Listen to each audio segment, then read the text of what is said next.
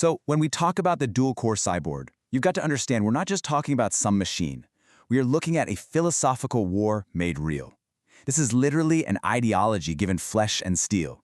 It's the story of how a clash between two totally opposite worldviews got violently smashed together into one single living thing.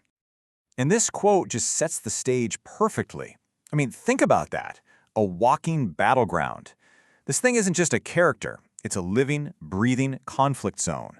Every single gear that turns, every system that powers up is just a continuation of a war that started long before it was ever even built. Which, leads to the big question, how is that even possible? How can a machine embody a philosophical war? How does a pile of wires and armor plating actually come to represent a clash of pure ideas? To get to the bottom of that, we have to pull it apart. Look at its origins, its creators, and its actual anatomy. And it all starts with the creators. You really can't understand the monster without first understanding the two opposing forces whose epic clash gave it life. Let's get into the dueling architects. And wow, this table just lays it all out, doesn't it? On one side, you've got Dr. Aris Thorne, a human physicist fueled by a cold, methodical nihilism. And on the other, Vaith Khan, this Kryptonian being of pure, volatile biology, who's desperately trying to run from his own nihilistic past. They're perfect opposites, technology versus biology, choice versus history. I mean, it's the ultimate recipe for a catastrophic fusion. Let's zoom in on Thorne for a second. The best way to think of him is as a monument to human genius completely bent on its own annihilation. See, his nihilism isn't some passionate rage. It's a choice. It's a calculated, methodical belief that existence is pointless and therefore should be erased. And his quantum flux capacitor? That wasn't for science. It was a genocidal weapon, plain and simple, meticulously designed for one single, horrifying purpose. And then we have Vaith Khan. And the irony here is just so deep. This guy was once a prophet of nihilism himself. It was his whole deal, his legacy. But now, his entire existence is defined by a violent rejection of that past. He's a repentant prophet who fights against everything he used to be. And that, of course, puts him on a direct collision course with Thorne, who's trying to bring about the very apocalypse Vaith Khan is trying to prevent. So you have these two forces, right? Complete opposites. And a war of ideas this intense? Well, it wasn't going to stay abstract forever. It needed a crucible.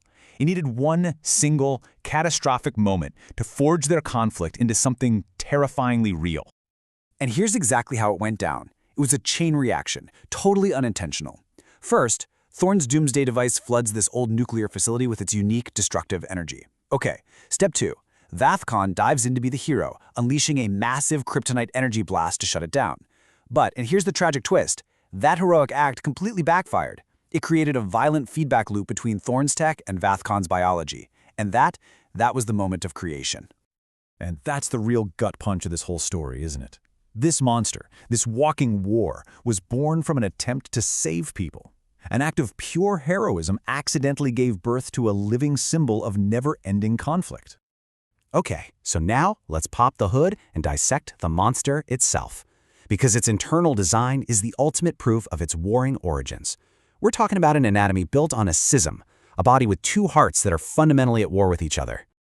Right at the center of this beast, you find this dual-core system. And this isn't just a cool engineering detail. It's the physical manifestation of the whole conflict we've been talking about. Each core is, literally, the living embodiment of one of its creators. So, core number 1 is basically Vaith Khan's heart, his living legacy. It was formed from his own nuclear fuel, and it creates this incredible source of endless self-sustaining energy. But here's the unbelievably twisted part. Vaith Khan's heroic essence accidentally perfected the very thing the villain, Thorne, dreamed of, a stable, perpetual power source for his weapon. And then there's core number 2. This is pure Dr. Thorne. It's literally a mini version of his quantum flux capacitor.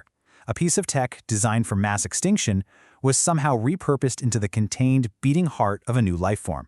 A weapon of total annihilation now provides the very lifeblood and controlled power for the cyborg. It's insane. Man, this line from the source just nails it. A technological hydra. What a perfect metaphor. It's a creature that is fundamentally at war with itself, powered by two engines that should cancel each other out, but instead, they just keep the fight going. So what's the end game here? What does the existence of this thing ultimately mean? It means the conflict is no longer just internal, it's now a permanent physical reality. It is a war that has literally been made flesh. And here's the really chilling takeaway. In a way, the cyborg represents the complete and total victory of Thorne's destructive philosophy. His vision of nihilism wasn't just brought to life, it was perfected and given a potentially eternal existence using the very essence of his greatest enemy. And that means this fight isn't abstract anymore. It's not a philosophical debate. For Vaith Khan, that cyborg is a constant, walking, talking reminder of the very past he fought so hard to escape. Their struggle is now trapped in a perpetual loop, guaranteed to continue as long as this creature draws power. And that leaves us with one final haunting question. When a war of ideas like this one is given a physical body, something that lives and breathes, can either side ever actually win? Or is the creation of the monster itself the final, terrible answer to their war?